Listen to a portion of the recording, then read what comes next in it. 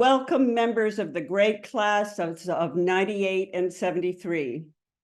I'm Marion Dry, Chair of Class Act HR 73, and it is my delight to convene this event that brings members of our two Harvard Radcliffe classes together.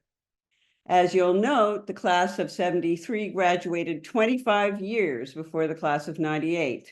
And the 98 classmates, Michael Feferman, Alexis Redding, and Jen Karnakis reached out to Class Act HR 73 to invite us to host and co-host this first intergenerational conversation called Life at Midlife, What's Next?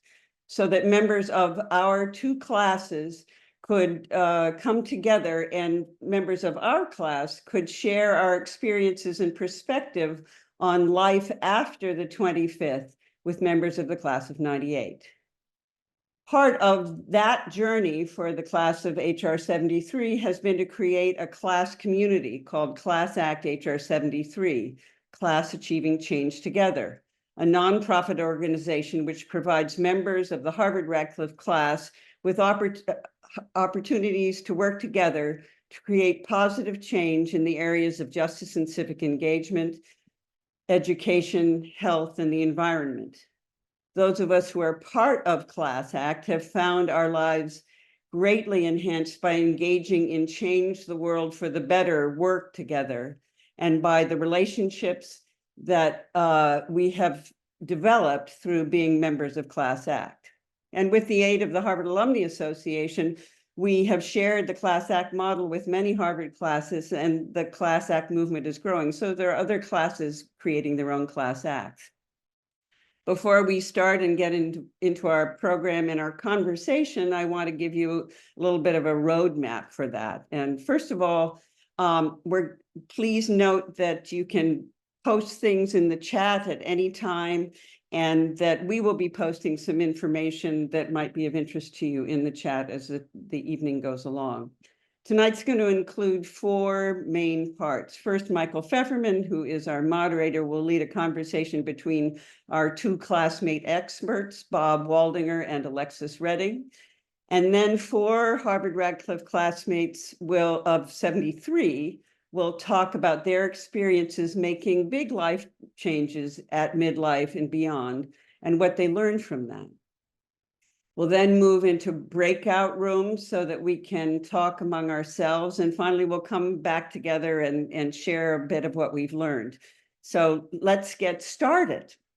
First of all, Michael Feferman, who is going to introduce everyone else, has had a varied career ping-ponging from startups to producing live music festivals to independent consulting to local business ownership. And with that, he's going to tell you more about himself and about everything else. So Michael, I'm going to hand it over to you. Thank you so much, Marion. And thanks to everybody for being involved and for being here. We have a really great group of people on, almost 100 people right now. And I wanted to start by noting that we all share a lot. Whether you're a member of the class of 73 or a member of the class of 98, you can remember going to classes, crossing the Harvard Quad to go to classes. You can remember hanging out at the houses. You can remember going to late night study sessions at the libraries. Probably most all of us can remember going to get a burger or some fries at the Tasty. For those of you in class of 73, we actually had the Tasty through our senior year. November of our senior year is when it shut down. So we were the last class to have it for all 4 years. At any rate, my point is this: we have a lot in common. And because we have a lot in common, we have the ability to provide each other with special perspective. And that's what we're going to try to do tonight. So I'm going to talk quickly about the why of what we're doing, very quickly about the what, and then a little bit about the how. And then we're going to go into our panelists here and hear from people who have a lot of great perspective from a lot of different angles. So why are we here? Well, first off, the class of 98, we had a phenomenal event last year in Sanders Theater at our 25th reunion as kind of the kickoff conversation to our 25th reunion called Life at Midlife.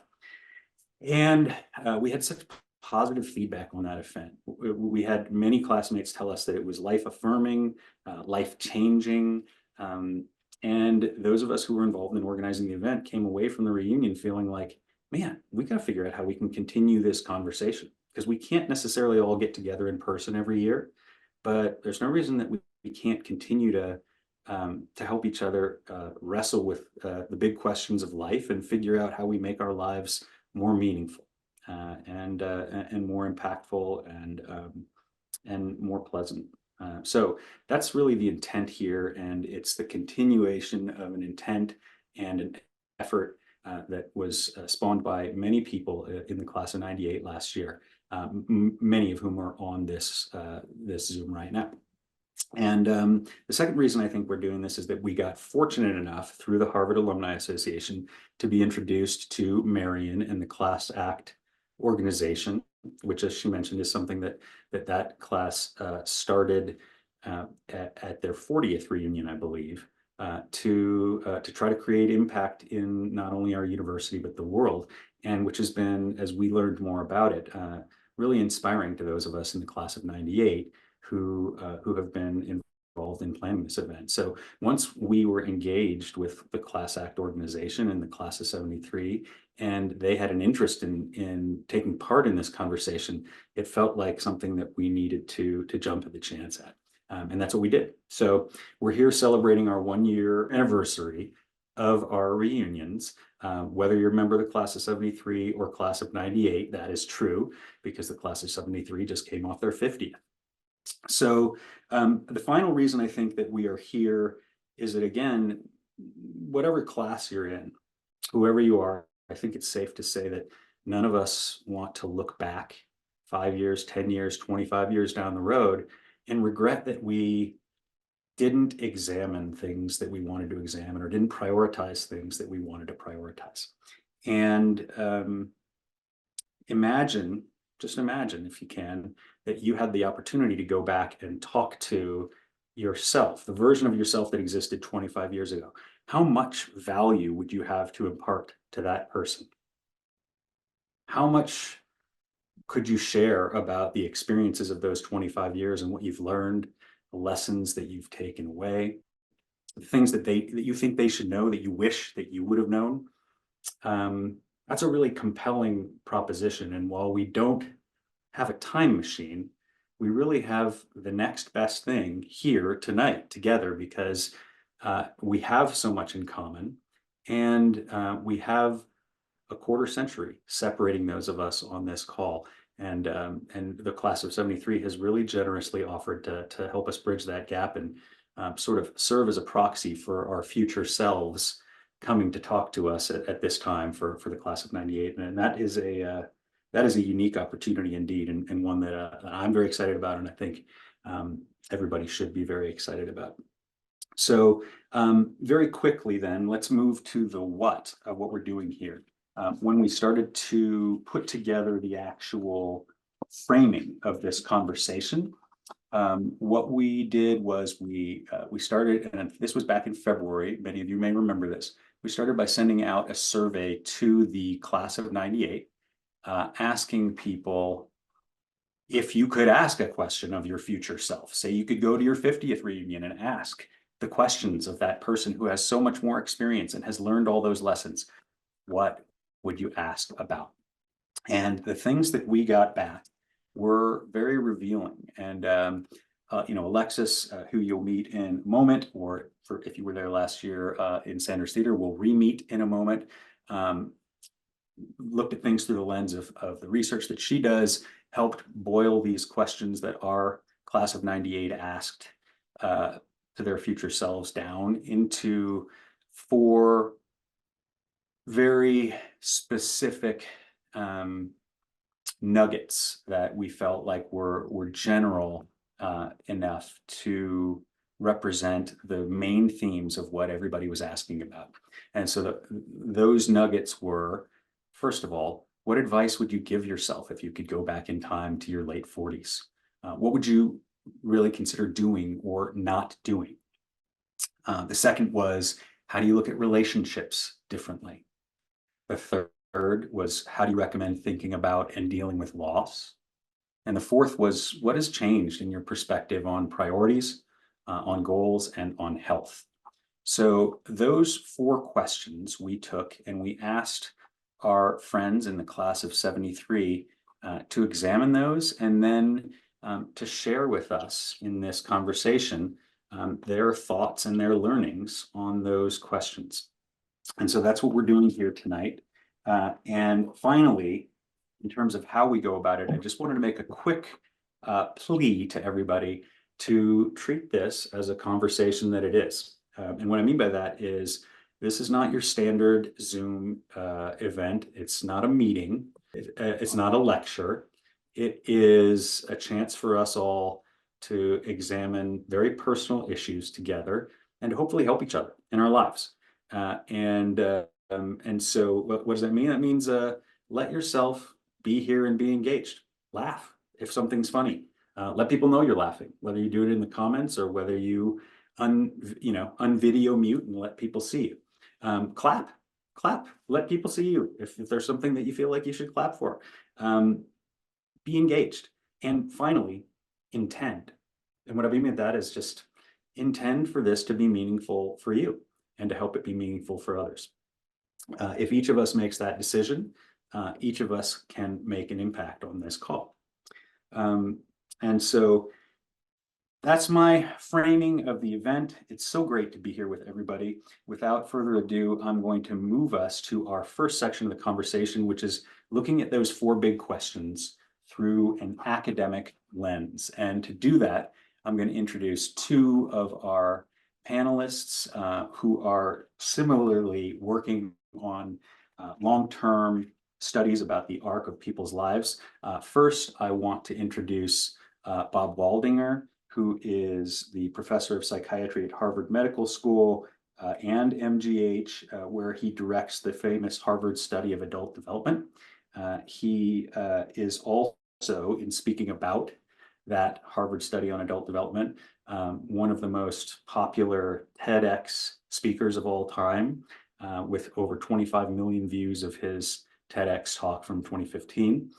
So I'm going to stop there and let Bob share more about his background, and then we'll move on to Alexis and to some of those topics. Bob, will you share a little bit more about your background? And thank you so much for being here. Well, sure, but I have 2 minutes. That's our schedule. So I want to tell you about the study.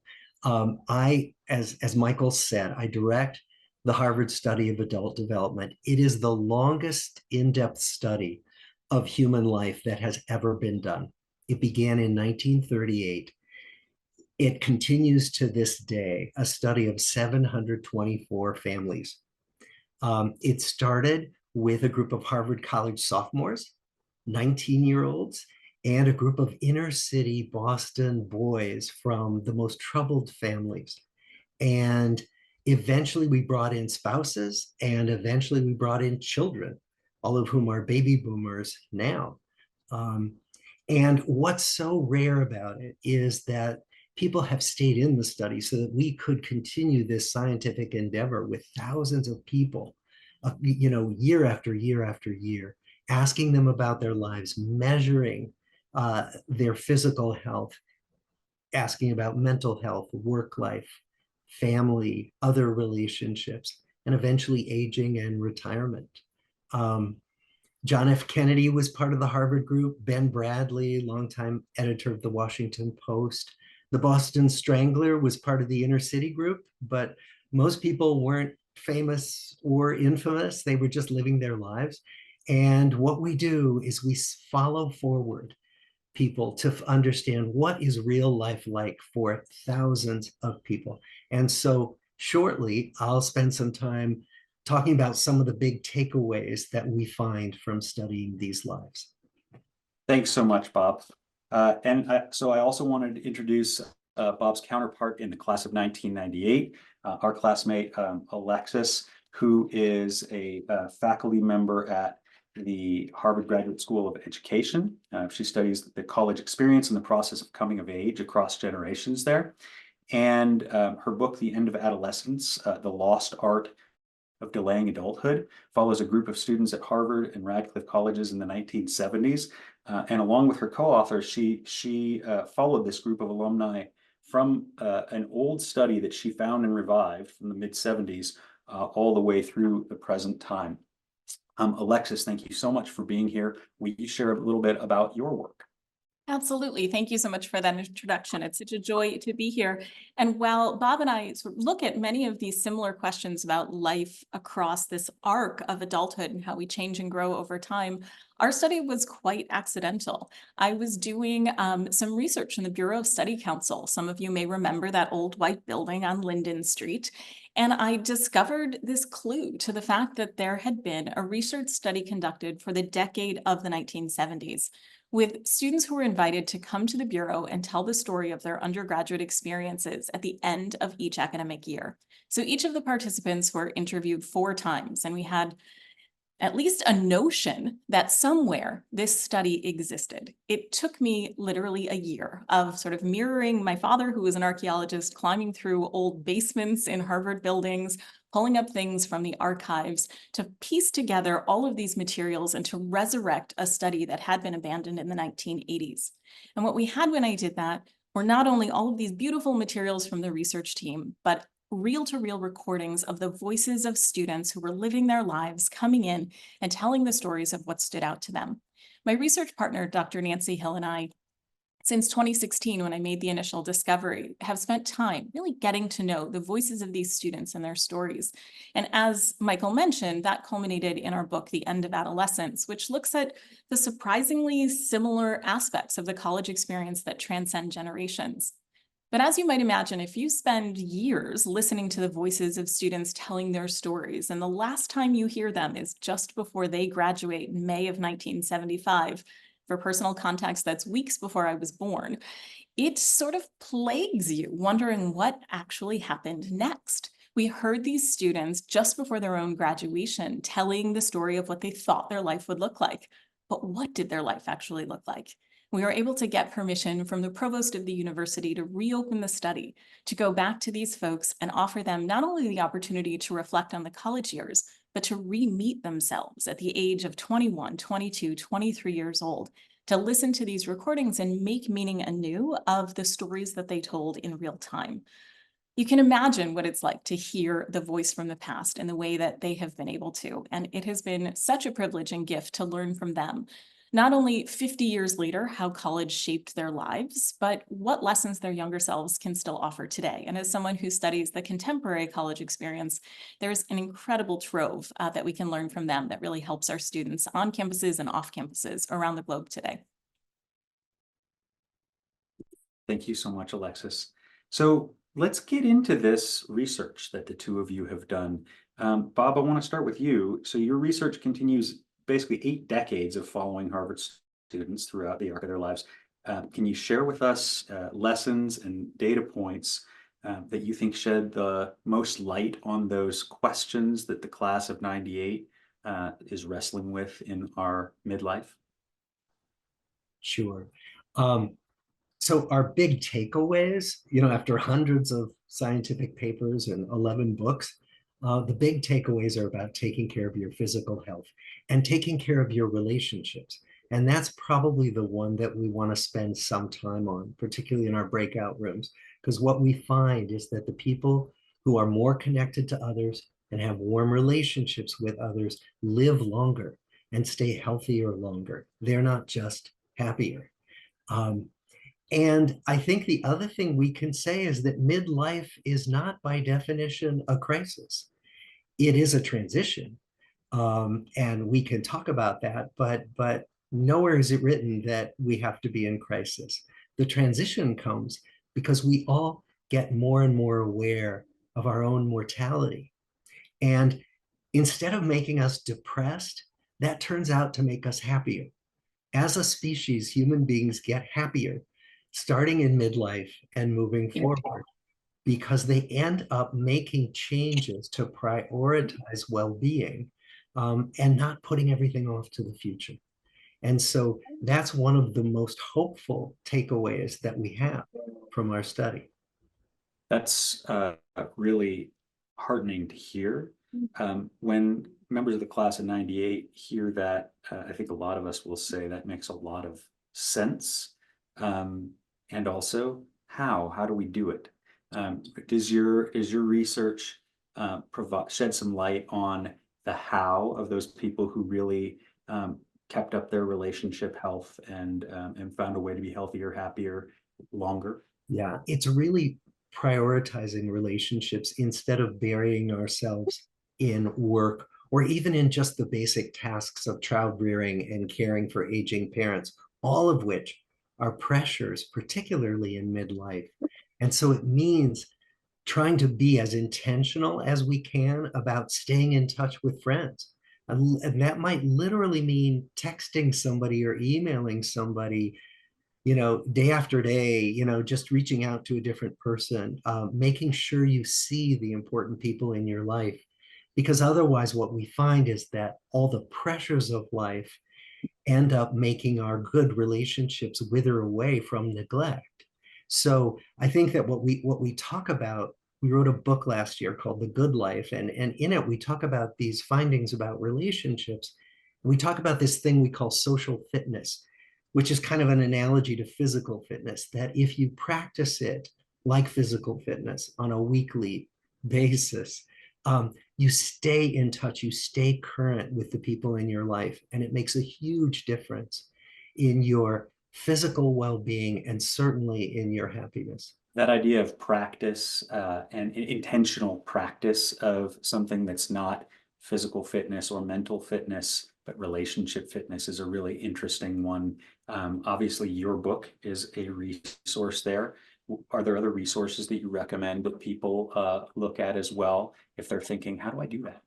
Oh, there are lots of resources. There are good books about relating to other people. There's some really excellent research. So for example, we know what the easiest way is to make new friends, which has to do with putting yourself alongside other people in an activity you all care about. It might be volunteering for a political cause. It might be gardening clubs. It might be a golf league, anything.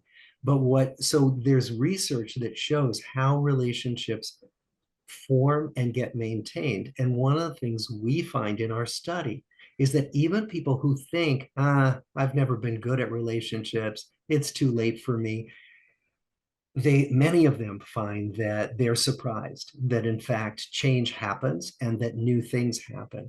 And so what we are able to see is that if we're more intentional, instead of taking relationships for granted, if we're more intentional in how we prioritize them, the investment pays off hugely in terms of how well we feel life is going. It's really exciting to hear because it actually sounds very simple, right? Just do things you're interested in and connect with the people who are also interested in those things. Well, and also because many people say, oh my God, I've got kids, I've got a job, I've got aging parents, I can't add one more thing.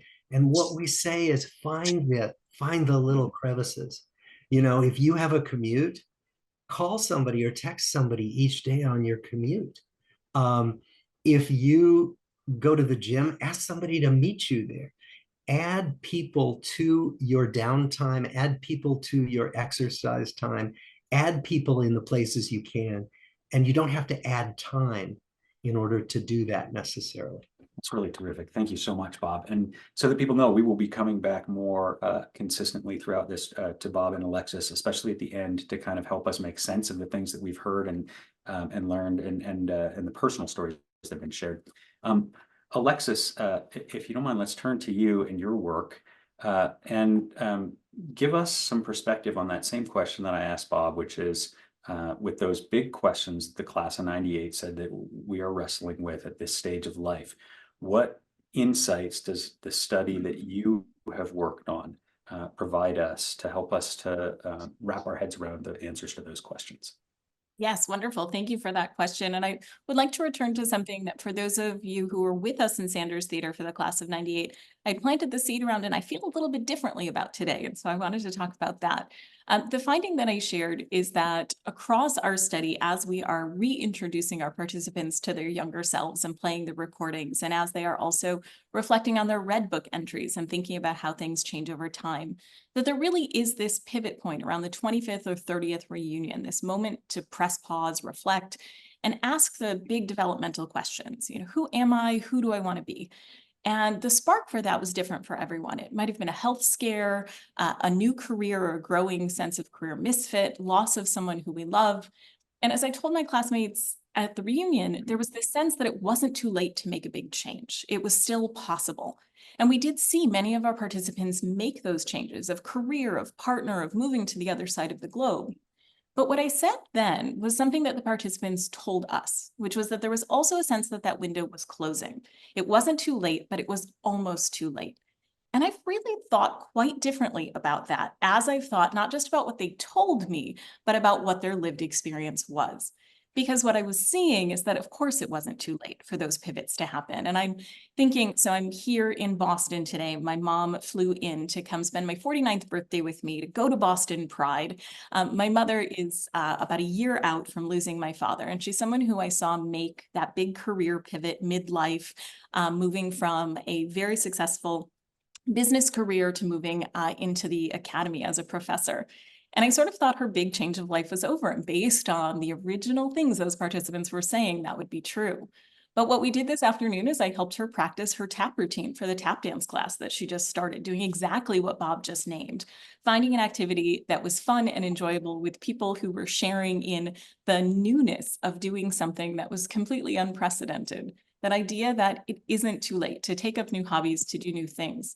And as I look back at the transcripts of the interviews with the folks who said to me that the window was closing, what I realized is they were saying that from a new city where they had just moved, a new activity that they were participating in. And so I wanted to revisit that idea because yes, at the reunion, I was wedded to it's almost too late, but of course it's not. In our 70s, we can make those pivots and it is just as meaningful then as now. So lesson to me, listen not just to what people are saying, but what they are doing at the same time. That makes a lot of sense and is quite sage. And I noticed Bob shaking his head. No, it's not too late as you started to say that. So I think his research confirms this as well. We have just maybe one more minute here on this section, and we're going to move to some stories from the class of 73. Let me ask a final question here of the two of you. We talked about this in the prep call. The opportunity to examine these type of questions and to do it together is very valuable, but also seems to us to be relatively rare. Why is it so rare for us to come across these opportunities? Well, I'm a shrink, right? So I talk to people who often come because they've never had anybody to talk to about these things. And I think many of us have been socialized to think it's not okay to talk about these things, to feel like we are. Hello. How are you? That we're It's the kind of heavy. only Be people careful. who are Thanks. having these issues. And I think what it sounds like what happened for all of you in the class of 98 is you had this wonderful experience of realizing, oh my gosh, we have so much in common in terms of what we're struggling with. And I think if we can create more settings where people are able to take the risk to share the big challenges that they're having, it opens up a whole world that many of us have been socialized not to talk about. Absolutely. I think also the social comparison, it's a really powerful thing. It's something that develops for us in early adolescence and it lingers throughout our lives. This concern that maybe we're doing it wrong. Maybe people don't think we have it all figured out. Maybe there are adultier adults in the room who have it all together. And I think the moment we pierce that bubble and we are vulnerable and candid about the struggles we are having, it is remarkable to see struggles and triumphs, really. It's remarkable to see just how quickly we can begin to share those stories and find those points of connection. It just takes one brave person in the room to say, hey, I don't get this, or hey, this is hard for me, or here's where I'm struggling, for 4 or 5 more people to, pipe up and be like, you know what, I'm struggling too. I'm so glad you said it. It's something I tell my students in class, if you have a question, ask it, because there are a dozen people in the room who you will be doing them a favor because they haven't asked it. We need to have that courage to open up this space with our own vulnerability so that we can do that. Simple stuff, but so important. Thank you to you both. We will come back to you. I want to move at this point to some of the personal stories that members of the class of 73 have volunteered to share with us. And I'll quickly note that this is basically the same format we used last year in Sanders Theater with 8 of our class of 98 classmates who shared about personal journeys since Harvard on every topic and shared very openly and courageously and very helpfully. You know, like Alexis said, if you hear other people have similar questions or are dealing with similar things, it can be so helpful. So thank you in advance here to the 4 of you who are sharing today. We will start with Ron Dieckmann. So after Harvard, Ron attended Stanford Medical School and the Berkeley School of Public Health. And then for 25 years, he was professor of pediatrics and emergency medicine at University of California, San Francisco.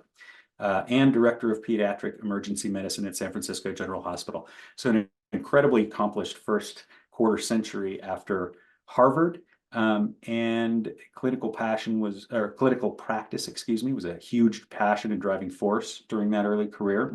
And then, as he puts it, he became disenchanted with the written word and felt every book was out of date at the time of publication and he envisioned an updatable, expandable, scalable digital platform built for instant mobile phone access and embarked on a whole new journey there. And then after that, went to what he calls his biggest life change, which revolved not around commercial software development, but about the nonprofit world and global health. So he's had an incredibly interesting and varied journey. Ron, share with us what that journey has been like for you and what you think we should know about it. If you were talking to yourself 25 years ago, what would you want that version of yourself to know? Oh, well, thank you very much, Michael. I'm so happy to be here. I'm very humbled. I'm very excited about it. It's a real pleasure, but I'm a little bit worried. I feel a little bit like Frank Sinatra on his 4th wedding night. I know what to do, but I hope I can make it interesting. My story began when I was 2 years old. When I was in 2nd grade, whatever that is, 6 years old. I declared at that point that I wanted to be a doctor. Now, this idea came from my dad, who was a carpenter by trade, but he had served in World War II and conveyed to me that the doctors got all the good food. So I indeed took him up on that concept. I never changed my mind from that moment and went on to Harvard soon thereafter, fast forward, and had my first exposure to global health, something that came to be a profound part of my life. I received a John F. Kennedy Institute of Politics Fellowship to spend the summer in England, our junior year, and studied midwifery. But for a pimply-faced kid from Ohio with mainly playing football and fishing for pastimes, being in London for those 3 months changed my life. And it came to be a very significant decision point for me as I moved on to Stanford Medical School. And at that moment in time, I, like many people who were at that incredible place, at that moment when Steve Jobs, Apple, and a whole plethora of software and computer geniuses were just down the street, I became completely overwhelmed with the idea that this is the direction where we all had to go. And I think I shared that with so many people that were at that place at that moment. And so I had done a job in San Francisco General Hospital as a clinician and an educator. I loved the job. It was I loved people. I really liked clinical practice. And during the first 15 years I was at the place, I actually was involved with the development of many textbooks that were trying to develop the specialty of pediatric emergency medicine, an area that we all wanted to be a formal specialty.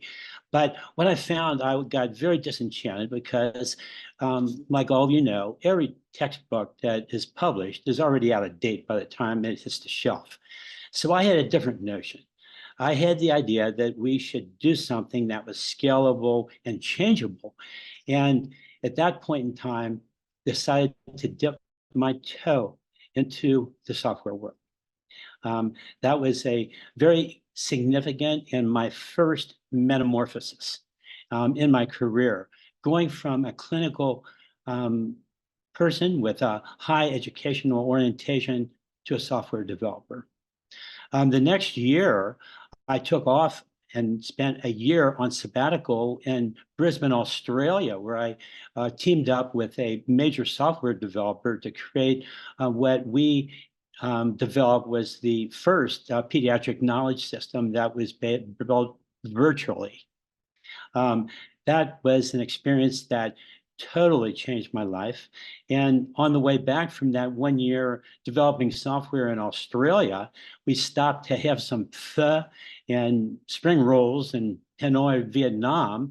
And I decided to give the software that we had created, which we called PEMSoft, to the clinicians there in Hanoi Children's Hospital. That was definitely a life-changing experience because I came to realize instantaneously that these doctors who did not have English as their primary language could read medical English and could use the software effectively. They loved it. And when I got back to California, I decided I want to create something here that we can distribute this more widely in a systematic way to other doctors in the low-income world who have no access to medical knowledge. So I began an organization called Kids Care Everywhere with our mission to be trying to even out the divide in the world between us and the Western world who have so much access to information and those in the low-income world who have so little. And as I then began traveling around the globe and the low-income side of it, I came to realize that the most important thing that I was going to say to the audiences as I began our many trainings, we've done hundreds of trainings, is that what we are giving you today is exactly the same thing that I use in San Francisco. And that makes a big difference because we aren't doing what someone had suggested me only a few months previously when I was beginning the Kids Care Everywhere organization, who asked me to help them gather up a whole lot of used textbooks and ship them to the low-income world in order to try to help our brethren, our colleagues in those locations. An idea that was totally contrary to my entire concept of evening out the knowledge gap of the world. So a few years later, we were acquired by EBSCO, and a huge multi-informational service in Boston. And I became actually a chief medical officer for a huge software company. It didn't last long.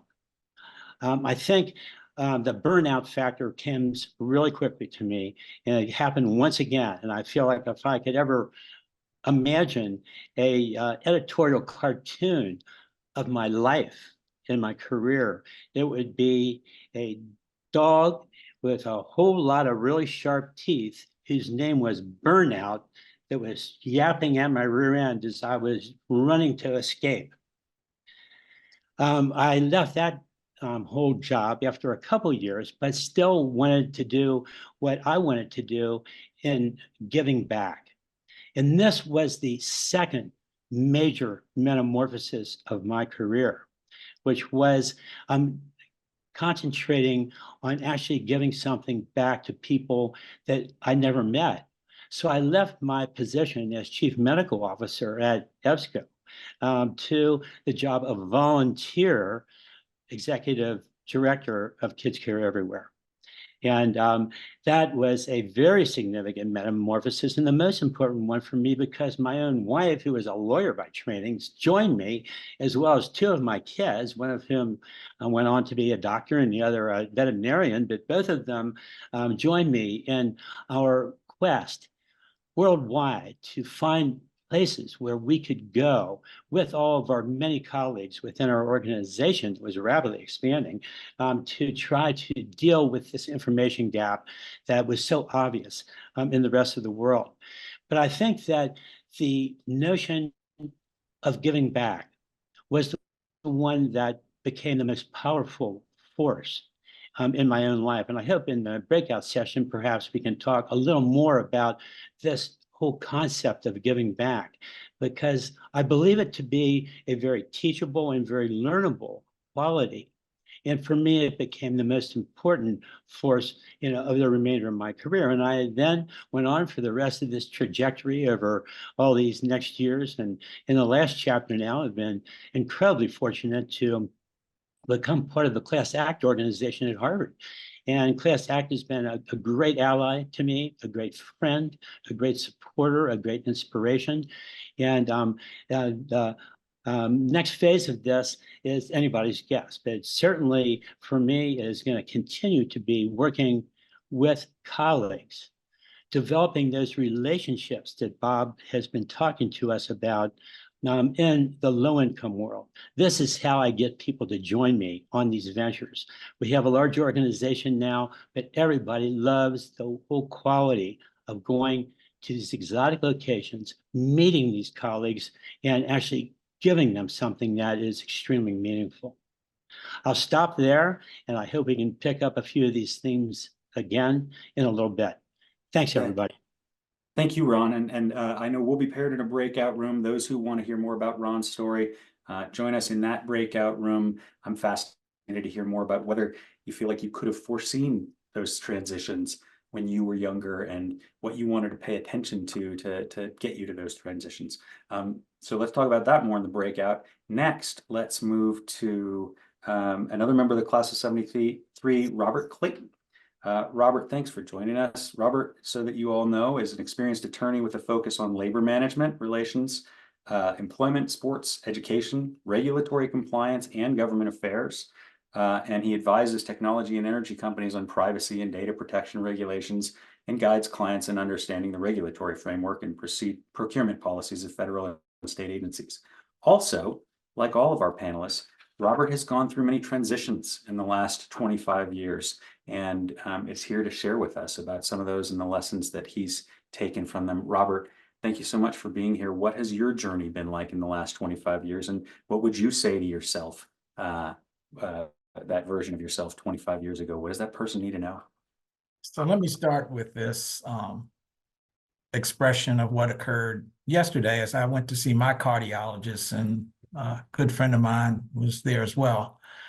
And he texted me and said, let's stay in good health. And I said, well, here's how we have to do this. We have to have regular doctor checkups.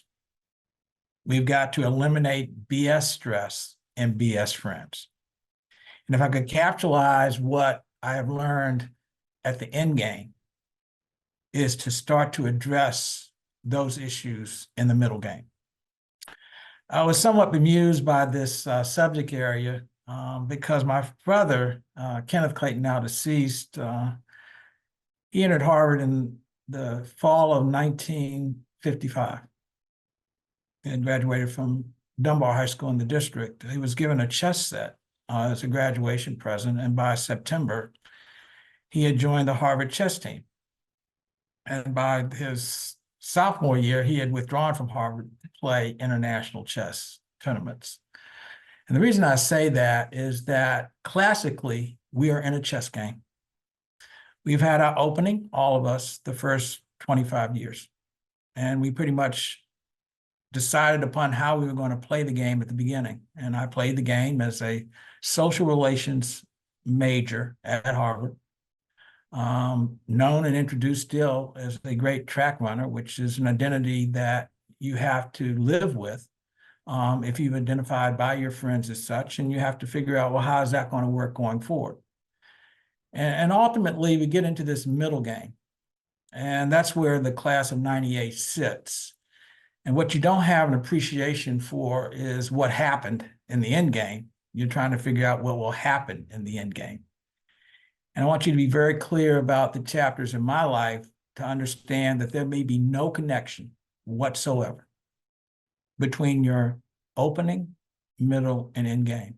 As I am in this end game, I am a founder of a nonprofit that teaches young people data science education with sports data-driven research projects. It's a collaboration between universities, professional sports teams, and secondary schools. We have now operated over 45 after-school clubs in 15 states in the District of Columbia. Now, why that's important is that as a social relations major at Harvard, I did not take, and I avoided every lab, period. I had one required course, stat, and actually needed to get that slid under the door at the last minute in order to graduate. And even though I was in the River House, I never set foot on the campus of MIT. I never knew but one person from MIT, and I had no intention of ever going in the environments of anyone who graduated from MIT. So to find myself here with a co-founder who's a faculty member at MIT and a fellow friend of mine that I grew up with who's a sports industry professional is very ironic and somewhat amusing for me. Now, why that's important, and in my middle game, I was the dean of law school. Now, if you had told me in my first year in law school that I would end up being a law school dean, I would have said that's blasphemy.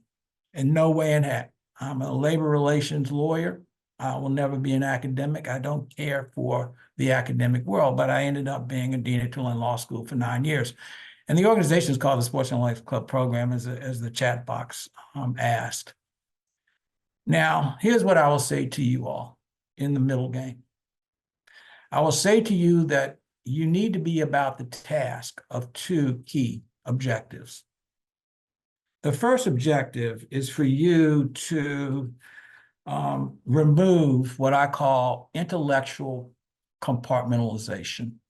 So whatever you're doing that's compartmentalized around what you did at the beginning, remove it. Open yourself up to what I call intellectual spontaneity. And some people may refer to it as intellectual serendipity, because in most instances in my life, once I opened myself up to the non-traditional ways that I had structured my life and opened myself up to inequalities and interests such as mentoring and education, which had a sustainable pathway through my life, I found myself embracing bigger struggles, finding solutions to bigger struggles, and having bigger ideas that I was willing to work with and to share with others. It also allows you to break away from what I call traditional relationships. In terms of class act, there may have been only one person in class act that I have met that I generally had any meaningful relationship with, Rick Melvone, who ran track with me in my freshman year.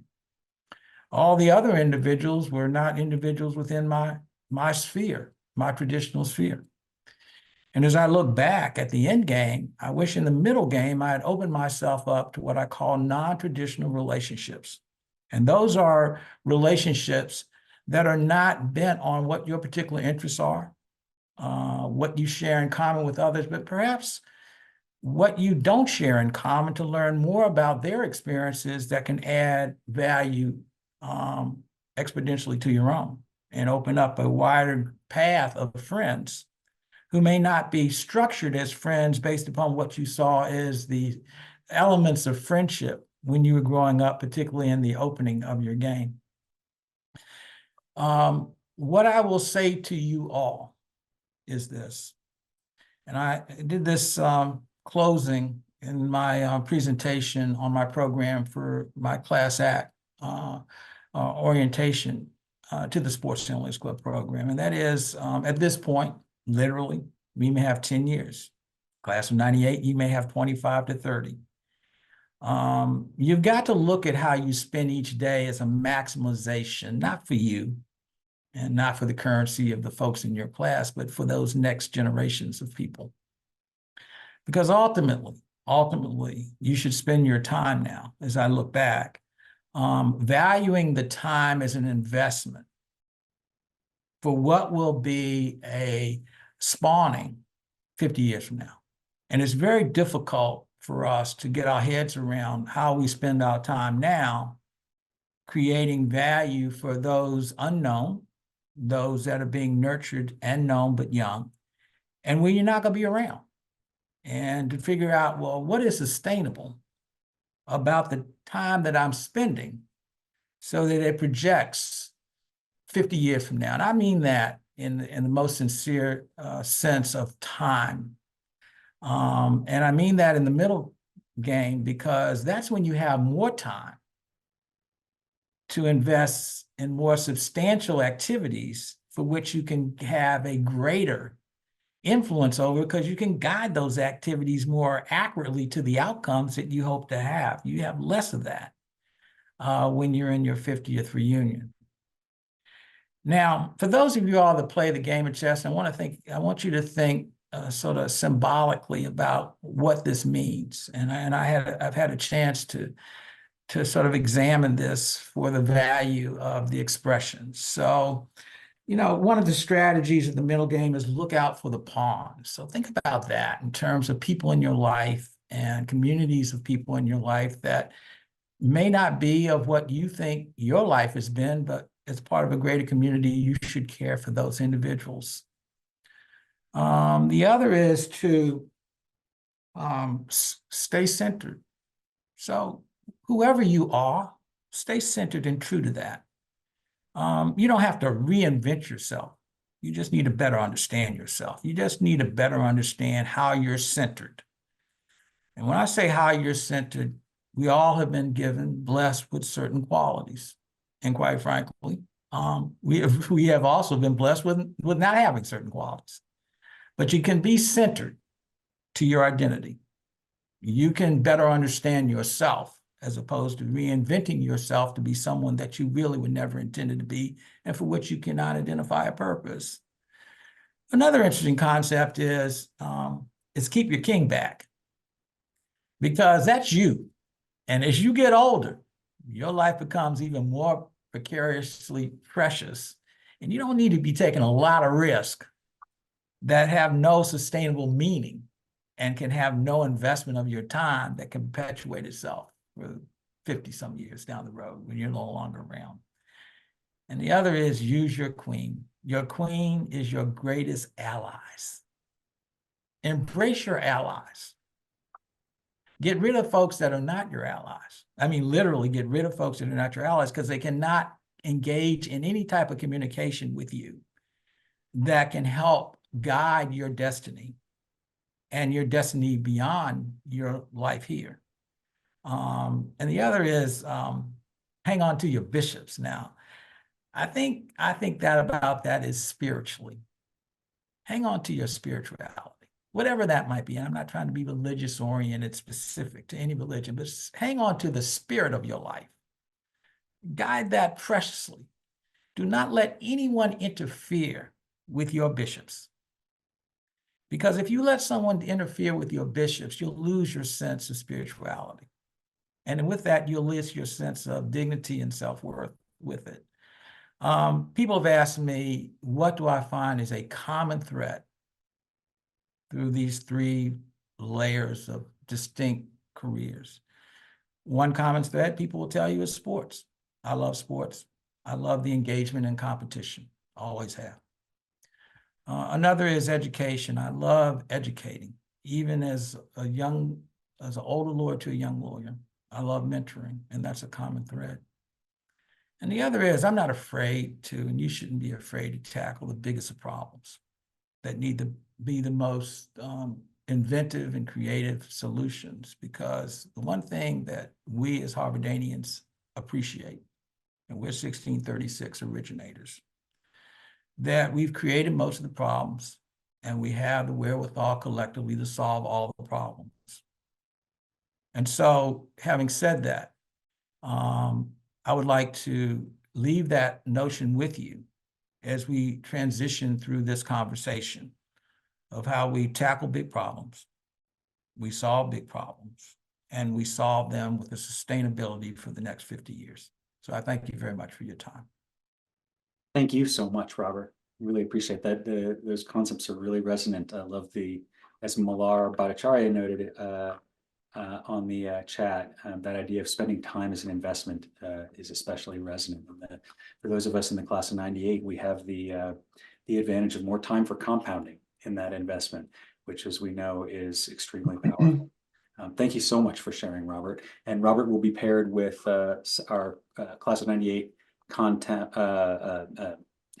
classmate, Salcock Tiampo. So please join him if you want to ask follow-up questions. We're going to move now to the class of '93's Lindsey Straus. 73. 73, excuse me. Yes, you No, are you right. could take 20 years off my age. Lindsey was born in Manhattan, grew up in Westport, Connecticut, and has been living in Massachusetts since 1989. And she's been living in Cape Cod specifically since she began living as a woman in 2002. She did stints at a large corporate law firm with Mobil Oil, and has also been a solo practitioner of law on the Cape.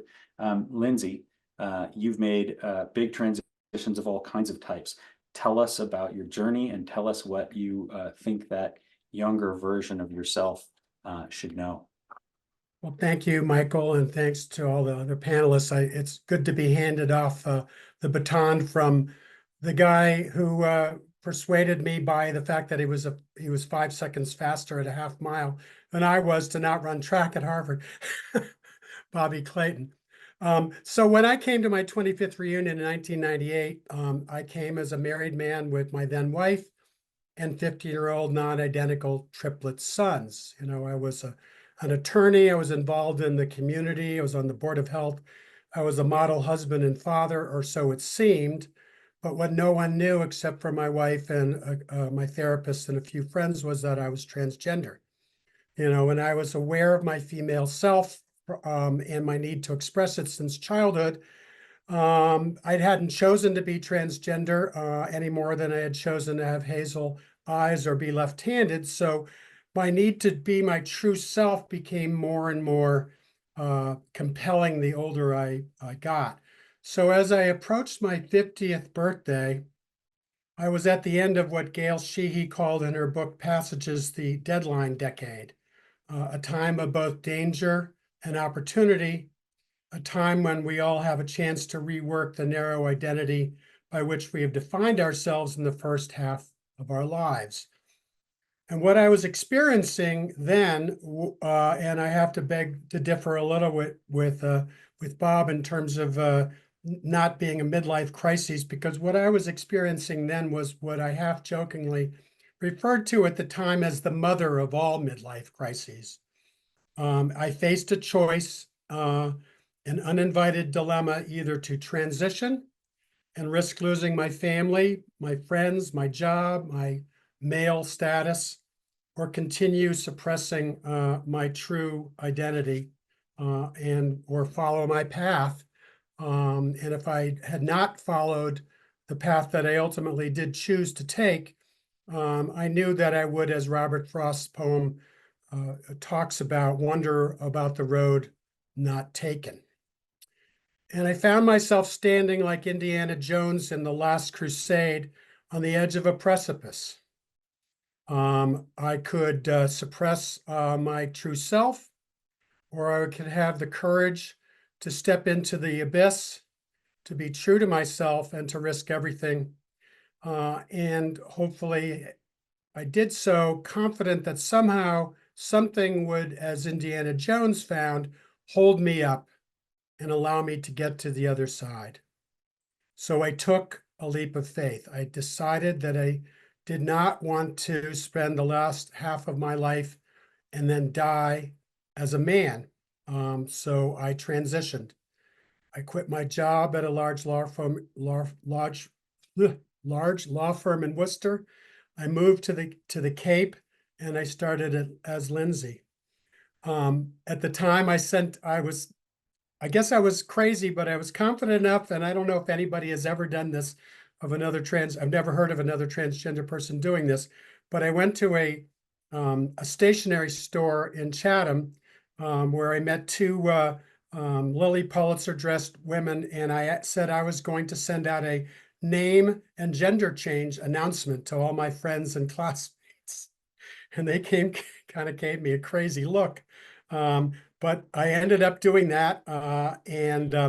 When I sent one to our classmate, Al Franken, I spell my name Lindsey.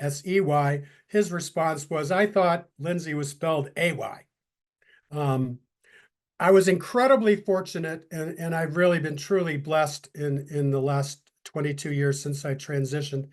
I was incredibly fortunate that on the very day I transitioned, I happened to attend worship at a Unitarian Universalist church here in Brewster, First Parish Brewster, which was home to a couple that was then going through as plaintiffs in the same-sex marriage case that ultimately resulted in the 2004 decision by the Supreme Judicial Court of Massachusetts legalizing same-sex marriage. So it was obviously a very liberal, progressive, and open and welcoming congregation. So that made my transition, unbelievably less stressful. I mean, I went through some tough times in the first couple of years after I transitioned, with my kids really not speaking with me. I wasn't at their high school graduation. I wasn't, but I was at their college graduation. So by the time they graduated college, and I knew this was going to happen because I knew the love that I had for them and then the love they had for me was going to conquer all. It sounds like a cliche, but it was true. So that by the time 2006 rolled around and they were graduating college, I was at their graduation. So in the 22 years since I transitioned, I have never really looked back with any regret whatsoever. It may have a lot to do with the fact that my transition has been so successful, but I don't regret the decision to have the courage that I had to make such a life-altering decision. And it changed my life in so many ways. Obviously, living as a woman was a complete change. And so I made some changes in my law practice. Instead of working for a large corporation like Mobile or working for a corporate law firm, I hung out the proverbial shingle, thank God for the internet. And now I represent individuals and small businesses. And some of those, and I formed personal relationships with those people that I wasn't able to form practicing corporate law in Worcester or with Mobil Oil. And some of those clients have then become close friends. After performing in the Dunster House Music Society as an undergraduate and giving concerts, I kind of put my guitar away, but I ended up shortly after joining First Parish, joining the choir and resuming my love of music, to the point where in the last month I sang eight concerts across 2 different chorales and a music Sunday at church.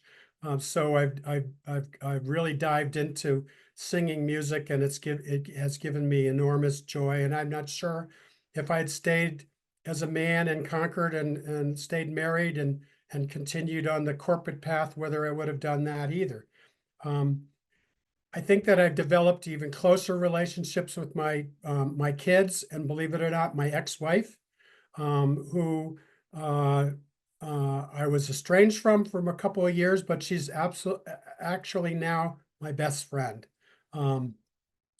So I recognize that the vast majority of you in the class of 98 who just celebrated your 25th Harvard reunion and at some point will approach your 50th year pretty soon. You're not facing the same huge choices that I had to face back then. But I suspect that some of you are facing choices that, while they don't involve a change of gender, are just as important. Whether it's leaving a marriage that isn't working, changing careers, moving to a different part of the country. And I also know that if I could do what I did to be true to myself, that it isn't too late for you, and it isn't too late even at our 50th anniversary, 50th reunion, because I know of one classmate who just recently transitioned from a male to female. So it's never too late. So my advice to you is not to just listen to your heart, but to follow it, to connect your soul with your personality, and to do what really you love to do best. It's never too late to do that. I know of one classmate, Bob Bowie, who retired from the practice of law. He had always loved poetry, and now he's a poet and playwright. So whatever you do, whatever makes your heart sing is what I think you should do, and what my experience over the last 25 years has taught me. Yes, it takes courage. Yes, it involves risk. Yes, it requires a great deal of confidence. Hopefully, you will have the support of friends and family, and perhaps a mentor or a faith community to help you guide you on your journey. But I am living proof that the rewards of taking a leap of faith into the unknown and not looking back are enormous and can be life-changing. Thank you. Thank you so much, Lindsey. Really appreciate you sharing your story. Our final class of 73 speaker is Ann MacKinnon, and we're going to move to you. Thanks so much for joining us. Ann like myself, Ann had a varied background. She got a law degree, but ultimately found her home in journalism in Wyoming, far from her Illinois, Kentucky upbringing. She became editor-in-chief of a statewide paper there, did that for 15 years, then left, started something entirely new, created university classes and lecture series on natural resource issues, and has continued to do various things in journalism and consulting around public discussion of natural resource issues since. So Ann, thank you for being here. Please share a little bit with us about your story and your lessons that you think that we should know. Thank you for having me. And that's quite a series of 3 stories to follow. I guess I'll dive into mine, although I don't think it's as interesting. I found that, and I think a number of women find this, that the big challenge in my life was to match a satisfying personal life with work life, and to follow my passions to have an impact and a connection with the world. It became quite clear to me when I was 30 how important that was to me. I had ended up in Wyoming. I followed an interest in the coal industry that came from being in Kentucky to go to Wyoming and work there as a journalist. But my longtime boyfriend, whom I'd met in Kentucky, was in DC, and he was not moving.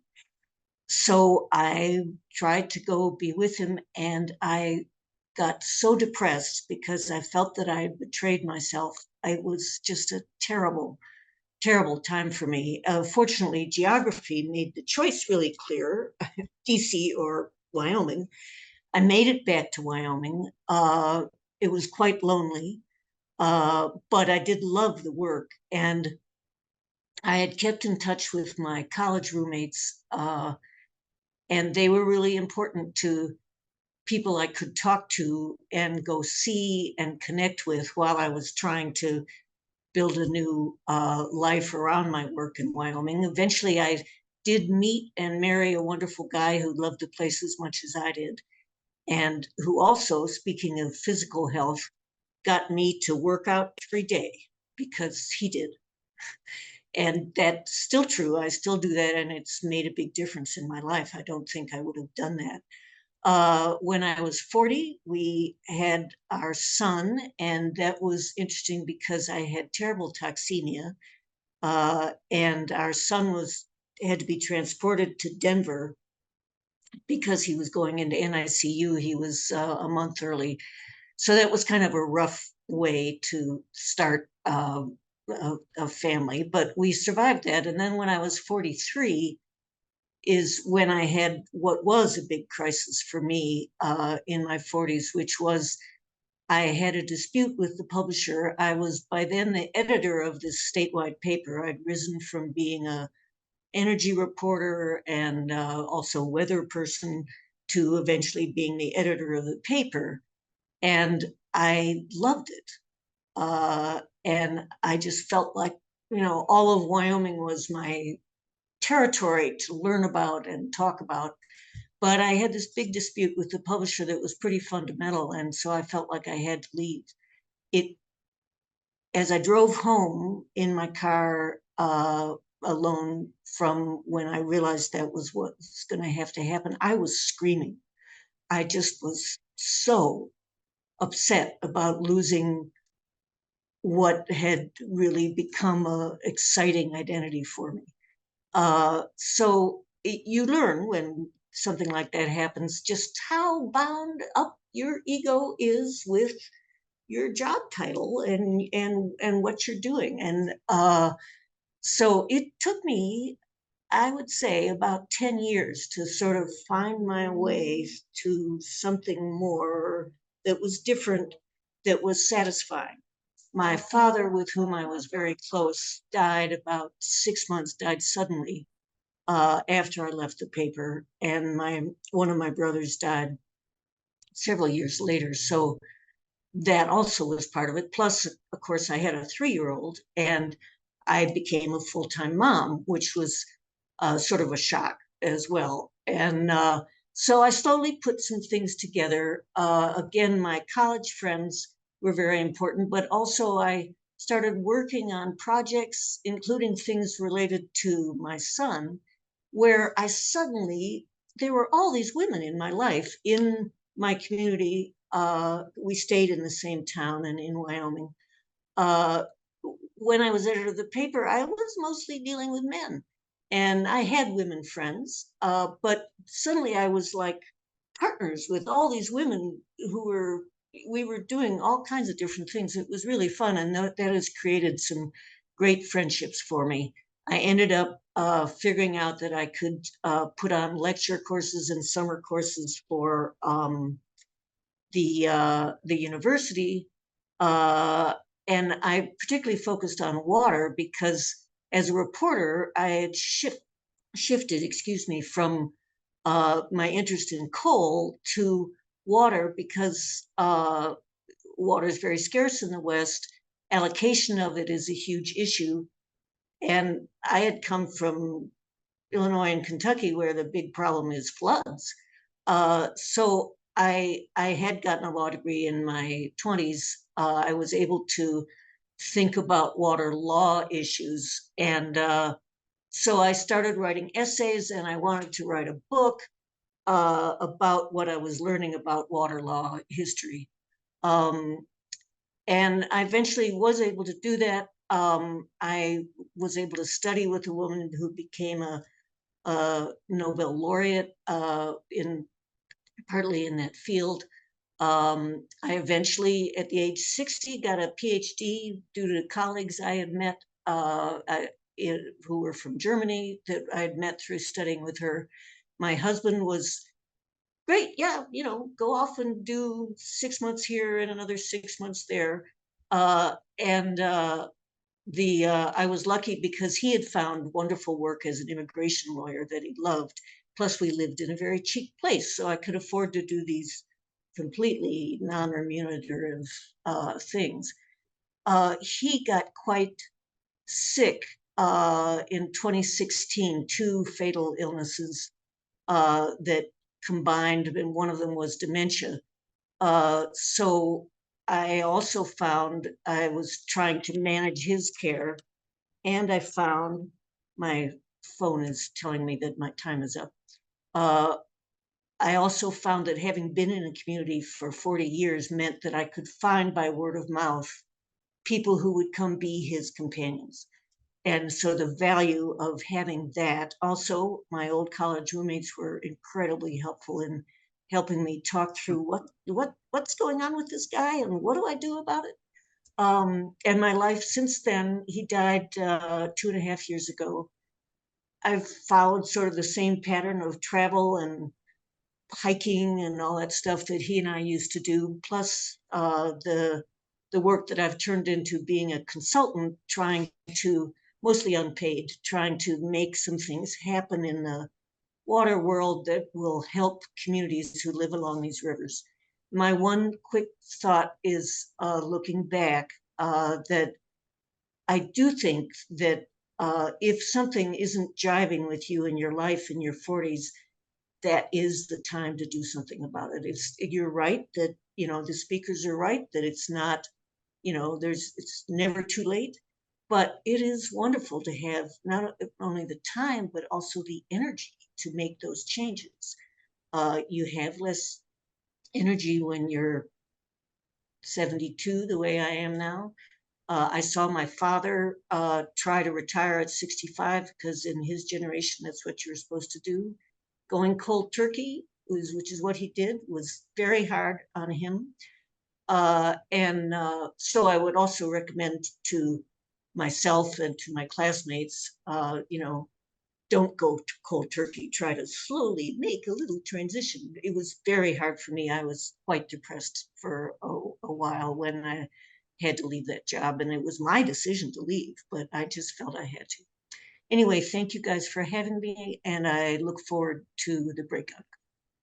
And thank you so much. And I forgot to mention, so I know you're going to be paired in the breakout rooms with our class of 98 classmate Sharice Barron. I forgot to mention that Lindsey is going to be paired in the breakout rooms with our class of 98 classmate David Green. And we're going to move to that section now. I'll note for everybody, we're running about 15 minutes behind where we wanted to be. In the main room, we're re-recording. We have some new people on video. It's lovely to see all your faces. Don't go away. We're going to move to wrapping everything up. The first thing that we're going to do in our wrap up is we're going to have each pair of breakout room leaders share their one sentence-ish takeaway from the breakout conversations. And Ron and I can start. I'll start, Ron, and then we'll have you go. My takeaway from our conversation was that we should take risks, and the earlier, the better, is what Ron said. Ron, what was your takeaway from the questions and the conversations that we had? My strongest advice is give something back. Thank you, Ron. We're going to move to Robert Clayton, Robert, and Salcock in turn. First Robert and then Salcock. Can you each give us your takeaways from that breakout conversation? My takeaway is, how do you meaningfully invest your time, and how do you protect yourself from stress and friends that are of no long-term meaning to you? Thank you. How about you, Salcock? Yeah, I think my takeaway is Bobby had talked about not intellectually compartmentalizing yourself, and he gave an example. He said for a long time he thought of, like, I'm a lawyer, right? That's who I am. Everyone sees me as a lawyer. And if you step away and do some more intellectual spontaneity, that is, I'm a problem solver. And so all of a sudden that opens up a lot of doors. And I sort of added on and said, sometimes you sort of react to the conditions around you, right? I never thought that I would do real estate in a small town, but, this is where I am now, and I've embraced it. And so, that just opens up a lot of opportunities for you to try new things and to discover new stuff. To take those risks. That was notably more than one sentence, but I'll have to say it worked very well. Thank you for sharing that whole story, Salcock. So our David Green and Lindsey Straus were paired. David, can you share your takeaway, and then Lindsey? Yeah, I think it was the power of relationships in both directions. I mean, Lindsey facing the hardest decision that she ever had to make and relying on a support network. And then one of Lindsey's classmates talked about the importance of endorsing the happiness of someone who, is in your community, and endorsing happiness just is such a powerful phrase to me. And when you have allies who mean a lot to you, that's an important part of the relationship. Very cool. Lindsey, well, and I echo that. I mean, I one of the things that I think it was Bob Waldinger was talking about was really cultivating relationship health. I can't emphasize how important relationships are to my well-being, and also at the same time sort of weeding out and not being afraid to weed out toxic people from your Facebook feed, from your life. Thank you, Lindsay. By the way, I didn't say it earlier. I think a lot of people thought it so amazingly heartening to hear how your relationships with your family regenerated after what seemed like a break, which is a powerful lesson for us all. Okay, and Anne, our final speaker was, or panelist was Anne, paired with Charisse. Charisse, will you give us your takeaway first, and then Anne, can you close us out? And then we'll go to Bob and Alexis, and we'll wrap everything up. We had a very lively conversation, and the big takeaways included: have the courage to quit a job, and don't wait. Quit it. You don't have to wait years before you quit. Just quit.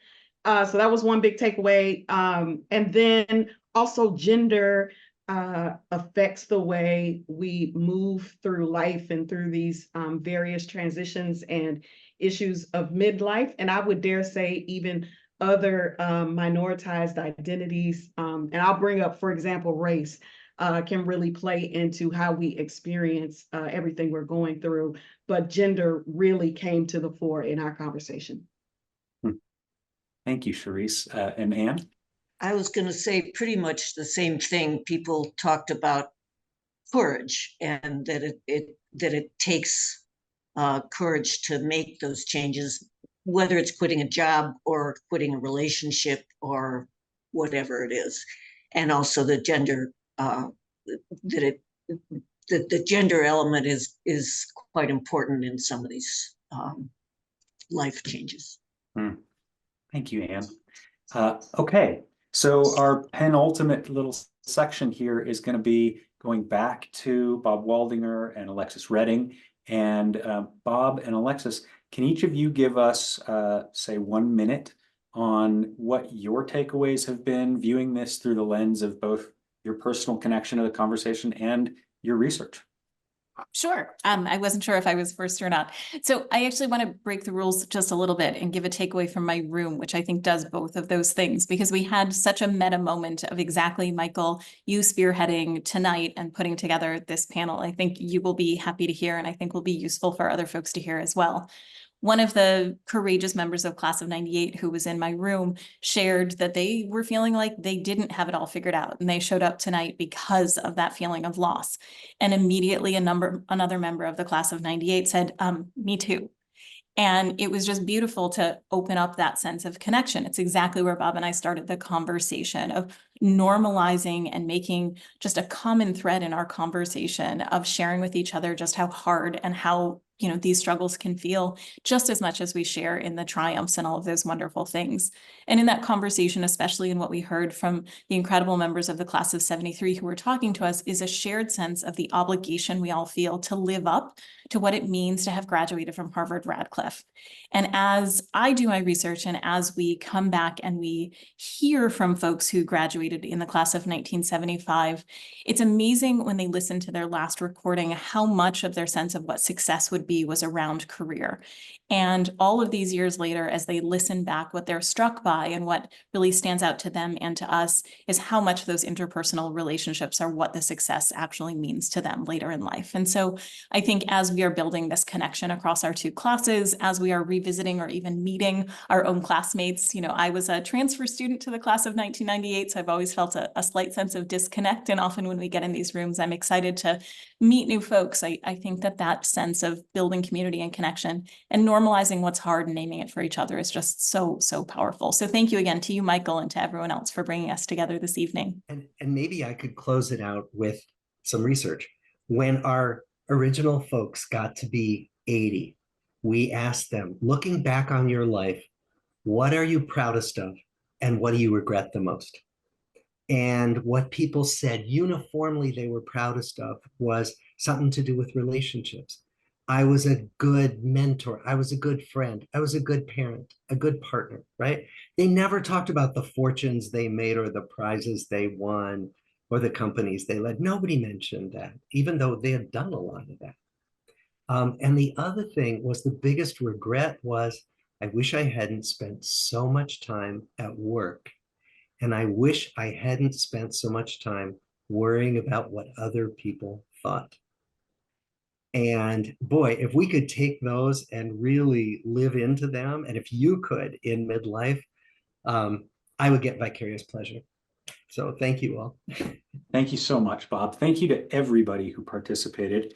We're gonna wrap up quickly here. I'll say a couple things. First of all, there's a survey that's going out after this to all of you who joined us. So weigh in with, one of the questions on that survey is, what would you like to see? Where would you like to see this conversation go next?